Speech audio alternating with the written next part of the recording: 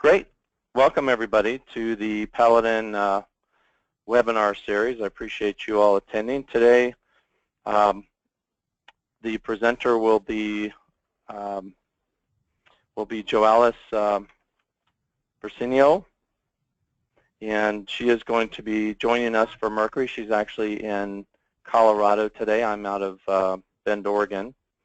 And today's topic is one I think there's a lot of interest on, because based on, number one, the number of people that we have that have signed up for this webinar. There's quite a few of you, and thank you. I've almost got 100% attendance here from those that said they would be here, so that's great. But I know that I'm sure there's a lot of interest here on the EMV topic. There seems to be a lot of misconception about EMV, and hopefully we'll clear some of that up today. Joalice is really the expert, and she's going to help us. We're going to discover some things here real quickly. What is EMV? We're going to talk about that. Why is it taking us so long to get there? And kind of the benefits as well as the implications of EMV and how that affects all of us in our stores.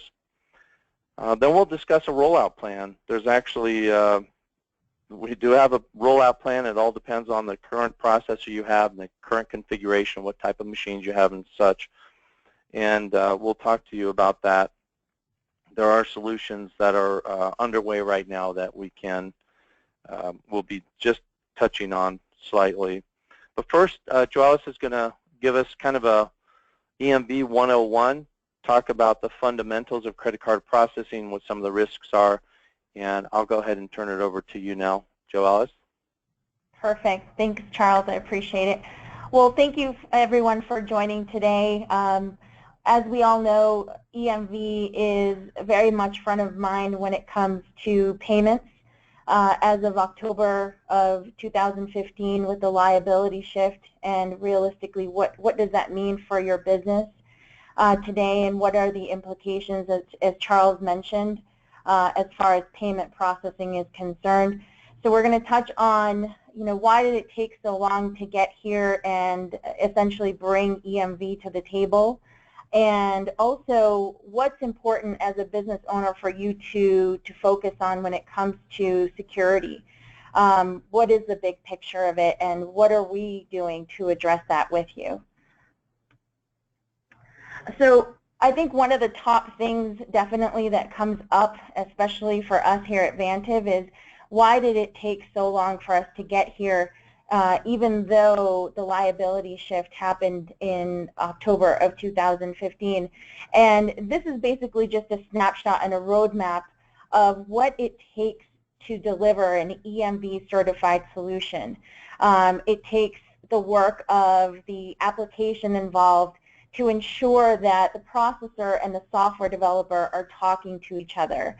So you can see that there is a certified application that we are working with right now that's called DSI EMV US. Also, it takes the work of the card brands. So the card brands need to provide us all of the details with regards to what all of the different transactions are going to look like. Visa, MasterCard, Discover, and Amex. They all have different rules and different ways for that transaction to go through the terminal, as well as what other information they're going to require from the consumer when it comes to that transaction. Those of you that have had an experience with an EMV transaction, some of you have had to enter your PIN, others have had to enter your signature, so it's a more complex process than just getting the terminal out to you. And then, of course, last but not least is the integration itself, the writing of the code from the software developer Paladin to the application to the card brands, and making sure that all of those things are in working order, testing that out on the platforms, ensuring that when the device makes it to you, that it is in working order and that there will be no interruption of service. So like I said, this is just a brief snapshot advising you, letting you know what this all looks like and why it's taken longer than just sending out a standalone terminal to you that can take an EMV transaction for us to deliver an integrated EMV certified solution that talks to the Paladin point of sale and doesn't just have a separate standalone terminal solution that takes an EMV transaction. We want to make sure that how you are comfortable and used to running transactions today is exactly how you are going to run transactions when EMV is available. So what I want to talk about as well is the security threats that merchants are faced with today. And of course EMV is top of mind. However, there's more than just EMV when it comes to payment processing, as I'm sure all of you know. There are 4 main security threats that we here at Vantiv focus on with Paladin. And as you can see, the 4 sharks basically looming into the retail shop, basically, wanting to potentially cause a security threat for the customer. So the 4 main things that we focus here at Vantiv is fraud, data compromise, non-compliance, and also financial impact. And fraud obviously is going to be addressed with EMV, which we're going to focus on more heavily today. Data compromise is solved by encryption and tokenization, so allowing for that device to encrypt card data at point of swipe and also returning a non-sensitive reference data to the point of sale, which is basically completely useless to hackers. Non-compliance is basically PCI, so what does the card brands require of you today, merchant, to be a compliant merchant? And we solve for that with a solution that we have called OmniShield Assure. And then last but not least is breach assistance. If you do have a data compromise today, how are you addressing it? Do you have a solution in the event of a data compromise? Is there some kind of insurance out there that is going to address a data compromise? That is also something that we can work on today with you as far as ensuring that in the event of a data compromise, you do have an insurance type of program that will help to address any financial impact to your business. But like I said, one of the most, what we're going to focus on today is fraud, but I wanted to make sure that all of you were aware of the 4 components that as a merchant you should be aware of. So the problem is fraud, and as you can see, the U.S. has seen a 70% increase in card fraud since 2004. And the primary reason for that is because our neighbors, Canada, Europe, have had this in place for 10 plus years. And so a lot of these fraudsters are coming into the United States and have realized that this is in fact something that the U.S. has not been protected against for quite some time.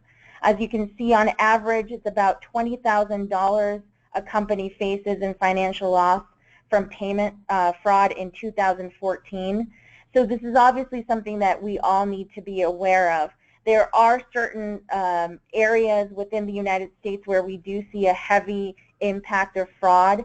However, as we continue to evolve in EMV, we see an increase in fraud across the board, and not just in the localized areas that we've seen, like the coast, southeast, northeast, so on and so forth. So how do we solve for the problem of fraud? Today, as you know, EMV is the solution. However, it's a component of fraud. So what EMV actually does is it provides a way for you to avoid counterfeit transactions. So essentially, with that dynamic information, or with that chip that is built in within that card, a fraudster can't go out and duplicate that card and then utilize it on an EMV certified device. So if someone were to try to duplicate that card with a chip, it will in fact ask for additional information, or it will require a chip and dip to be performed at point of sale. And this is primarily what is going to be solved for with your EMV certified solution moving forward. Now, in the event that you don't have an EMV certified device today, this is obviously something that we are working on with Paladin. For those of you that are processing today with Mercury, now Vantive, you may have an Ingenico device that can be updated with EMV. So that's a good thing. And for those of you that are not processing with Vantive, we also have a solution for you where you can come on board and have a choice with regards to your EMV device. But essentially, what this is protecting you against is the inability for a fraudster to duplicate a card and then utilize it at your retail store because they don't have the ability to duplicate that card with the chip. When the chip card is inserted or swiped, actually it's going to ask for that card to be inserted, and so therefore it's going to require additional information. Inevitably, it's going to also require a PIN, which is going to also significantly reduce the amount of fraud that we see today, or the amount of fraud that you could see in the near future. Now, as far as top questions that we're asked about with regards to EMV, I think one of the most important things to be aware of is what happens if a card is stolen and has a chip card. So in that scenario, a fraudster can still present that chip card to your business, and if the consumer has not reported that card stolen, that can in fact be a potential liability for you as a business. So that's definitely something that you still want to be aware of. So, you know, number one, being presented with a chip card at point of sale, you still have the ability as a merchant to be diligent, to follow a talk track, to ask for additional information, to not render service if you're feeling uncomfortable with that particular transaction, or feeling wary of, you know, potentially some fraud down the road, because as I mentioned, with a chip card, you are, you know, with the liability shift, responsible for that if you don't have an EMV certified solution. With an EMV certified solution, there are some additional advantages. However, there is still this component of stolen cards and them being presented at the device level and potentially stolen. So there are still some options for you as far as a merchant is concerned, and some you know, additional requirements that you can ask for at point of sale, identification, so on and so forth, to ensure that you are in fact protected, not only with an EMV certified device, but also in the event of a stolen card.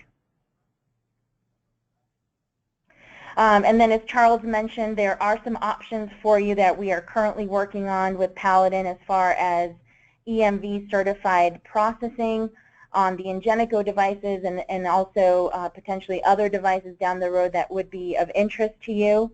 But of course, you know, the most important thing is just to be wary of the transactions that are happening in your business, knowing your customer, making sure that if you are hesitant about a transaction that you are performing, that you are completely in charge of that transaction, that you can ask more questions, that you can ask for additional information.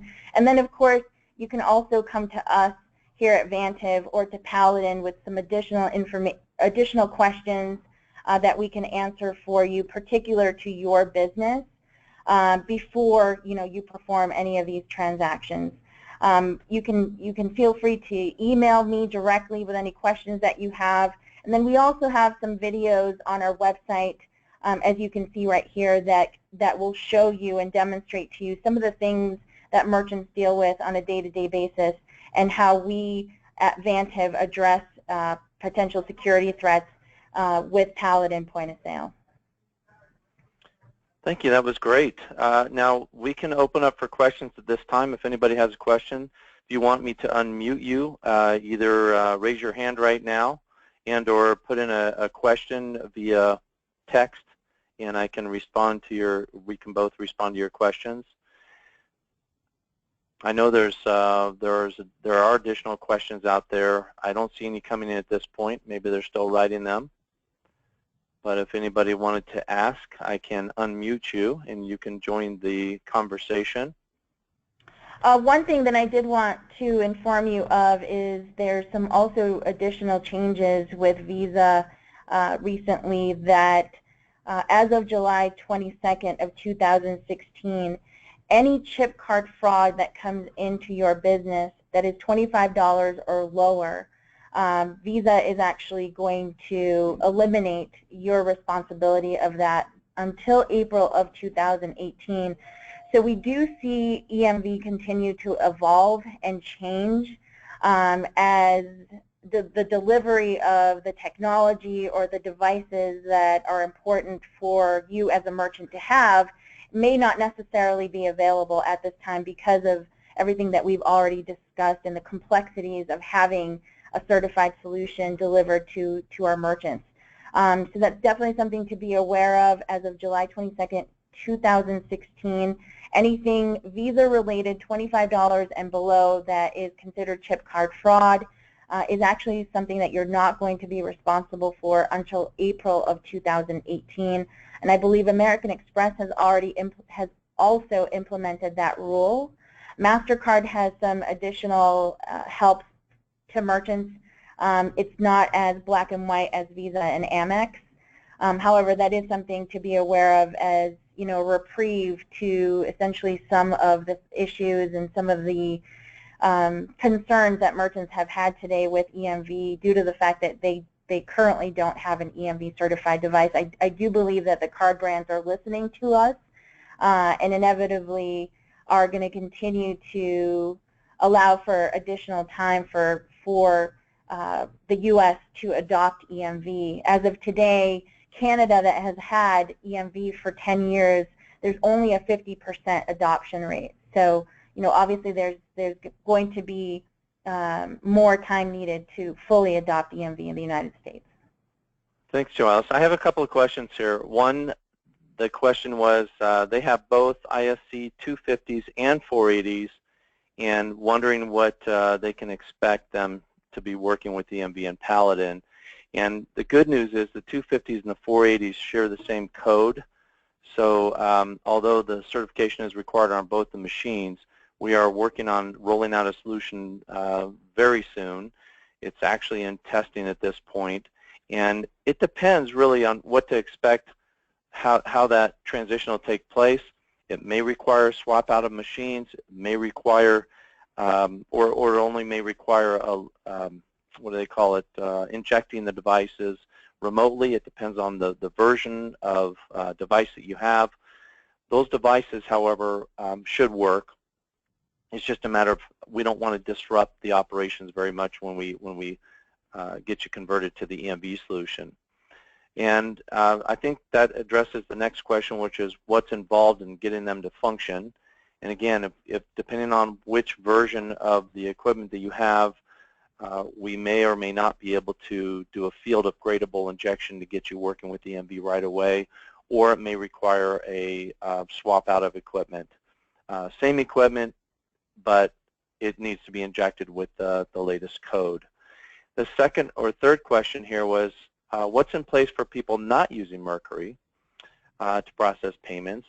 These folks are actually using Minetra through WorldPay. And the cool thing there is that we do have a solution there as well. We are transitioning from Minetra to a Vantiv gateway component that, if you all know, Vantiv made a couple of purchases. One was Mercury Payment Systems. The other one was Element. Element is a gateway component that we are using in lieu of Minetra, and it will be configured to work with EMV as well. That will be second to the first rollout of getting the current Mercury ISC 250 customers over to an EMV solution, but then we'll work on that EMV solution for the Vantiv gateway, which will enable you to get up and running on EMV as well with, I don't know what devices you have, but if the devices you have that are non-encrypted, just a small little swiper with the separate signature capture pad, depending on what you have right now, we have multiple different types of equipment that we can implement that are both that will work for your solution. And yeah, so you do have a small swiper. In that case, there's a couple different options that you have based on our certification process with the Vantive Gateway solution. So the cost of the new devices was another question. If you're not using an ISC250 today, or you're not using an encrypted device, you will have to move to an encrypted device.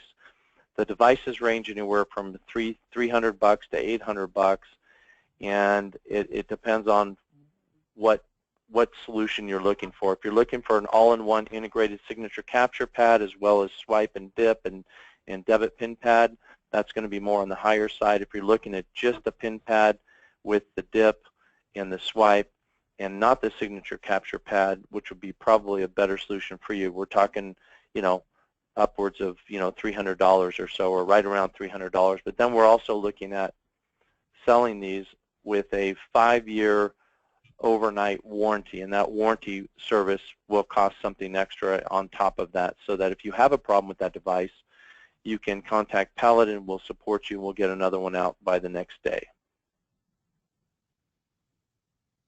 Good questions. I got another one here. All of our Ingenicos are RBA 13.06. Good news. Yes, they are up to date. They will work with the new on-site injection, so you will not have to swap those devices out based on the information and knowledge I have today. I put that little disclosure in there because I never know. All right, we got a big yay, thumbs up. Is there a deadline for putting in the new devices? There's not really a deadline per se. Again, Canada's been up on this for 10 years and they're only at a 50% adoption rate. It's going to take time, and we wanted to set that expectation up early on. And when they made the announcement saying October 15th of 2015, you're now going to be liable for all transactions and fraud and this, that, and the other, there was a lot of misconceptions around that. And one was that immediately starting that day you had to be EMV compliant. The fact of the matter is it is not a requirement. EMV is an optional feature, and it will bring you additional benefits, but at the same time it also brings additional risks. So we are working diligently to get you a solution so that you can opt in or opt out of that EMV solution.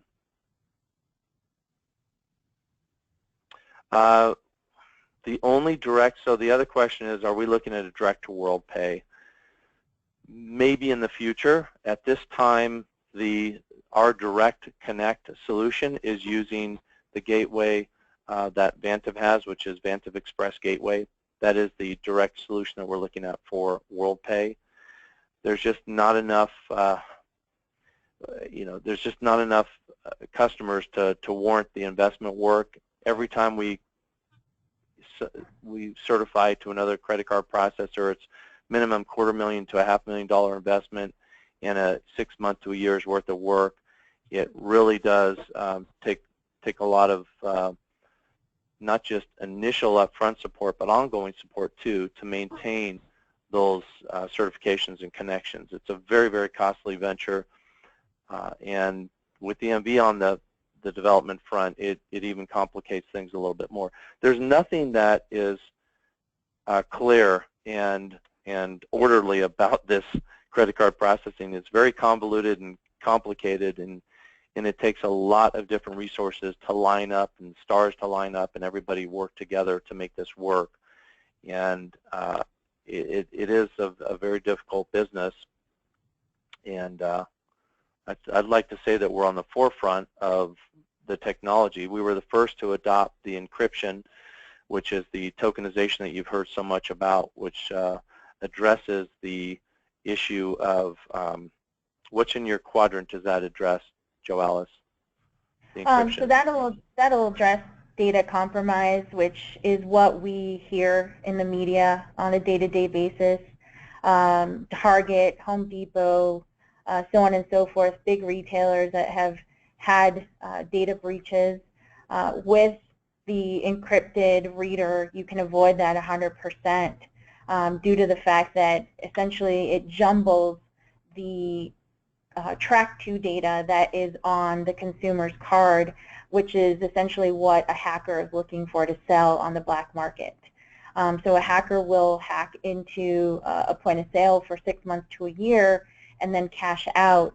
When you have that encrypted reader, you're not vulnerable to a data breach, essentially, because it's not information that is viewable or transferable to someone that could potentially want to, like I said, retrieve that information and then inevitably sell it on the black market. So with an encrypted reader, you're addressing encryption at point of swipe, and then the information that's returned from us is a token, which is non-sensitive reference data, which is also not any information that is usable for a hacker to potentially retrieve and then sell down the road as a component of a data breach.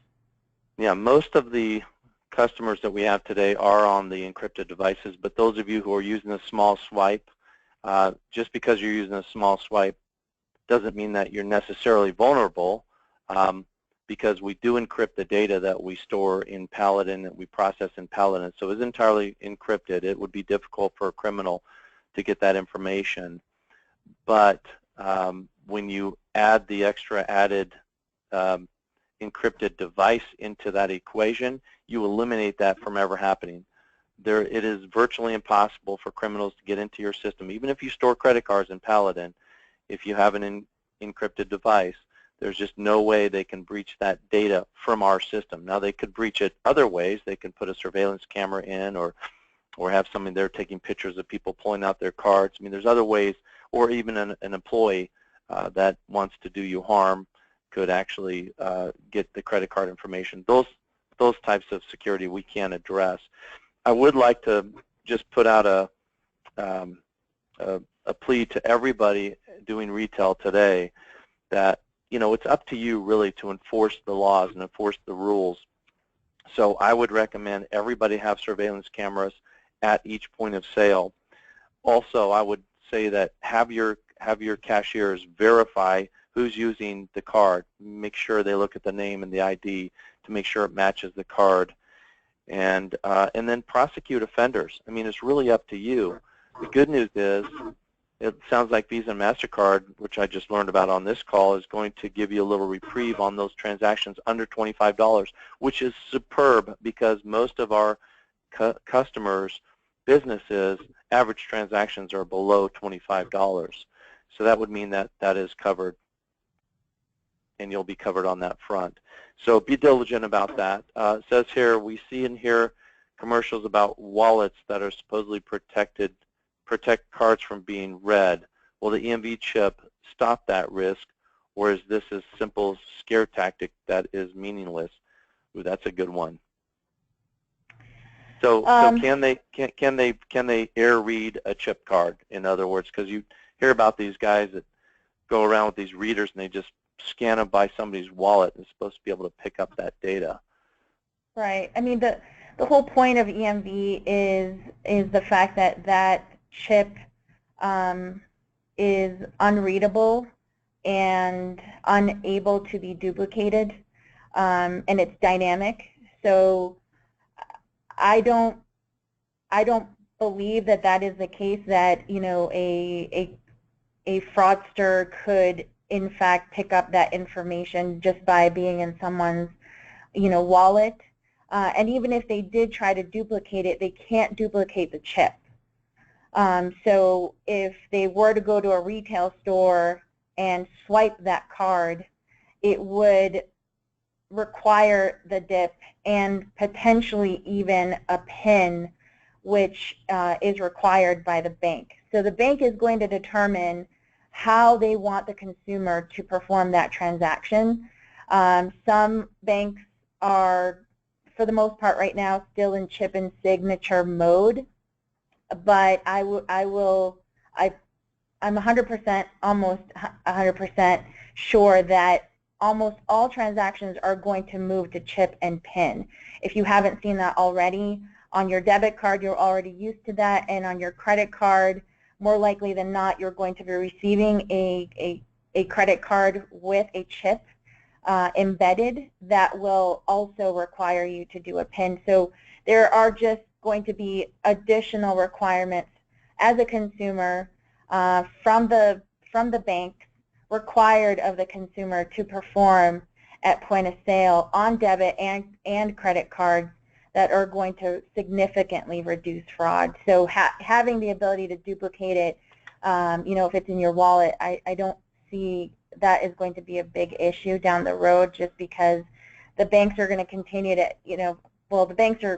the banks want to avoid having to send out new cards and having that additional cost of chargebacks.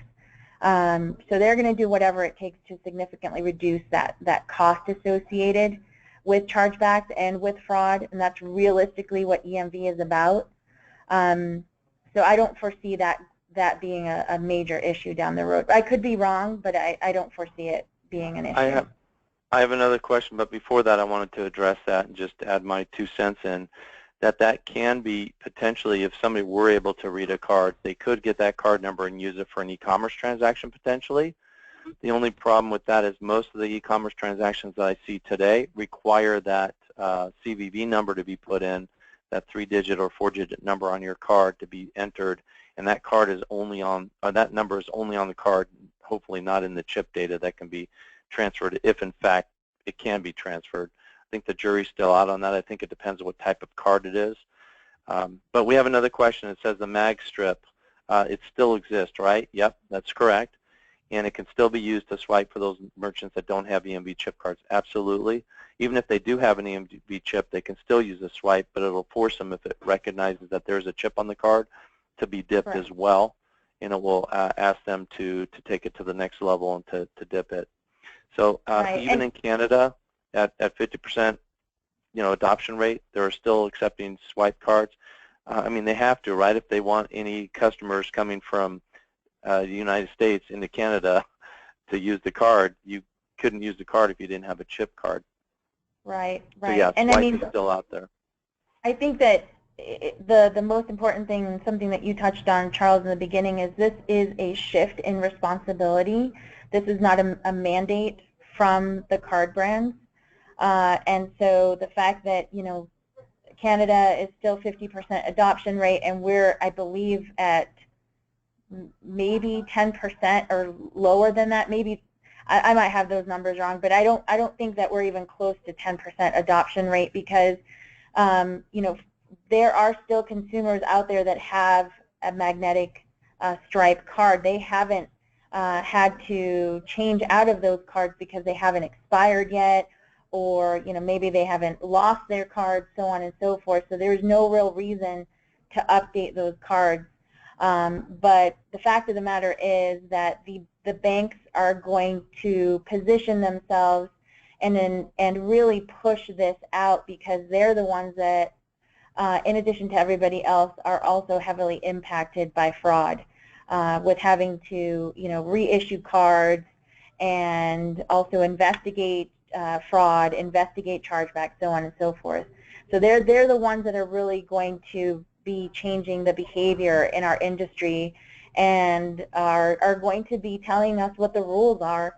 Of course, with the Visa changes, the MasterCard changes, and American Express, merchants are standing up and are saying, there are some things here that we are concerned about, and luckily Visa and MasterCard and American Express are responding to the concerns of our ecosystem and our merchants, you today, that are heavily impacted by the fact that potentially the technology is still not there.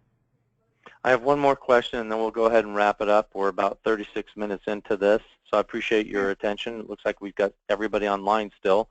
But the last question is, will the Paladin Bantif solution support both signature and PIN? And the answer is yes, we support both. That's all right, correct. With that, I want to thank Joalice for presenting today. It was a very nice job, and I appreciate it. We are going to have a presentation next week, and let me see if I can figure out what that is. Doesn't look like I can, so stay tuned for next week. I know there's another presentation on Tuesday at 9 o'clock Pacific time. We'd love to have you. Thanks for joining us today, from everybody here in Bend, Oregon, and in Denver, Colorado. From Joalis, we're signing off. Thanks a lot for attending, guys. Thank Talk to you. you later. Thanks for having me. Bye, guys. Thank you. Bye-bye.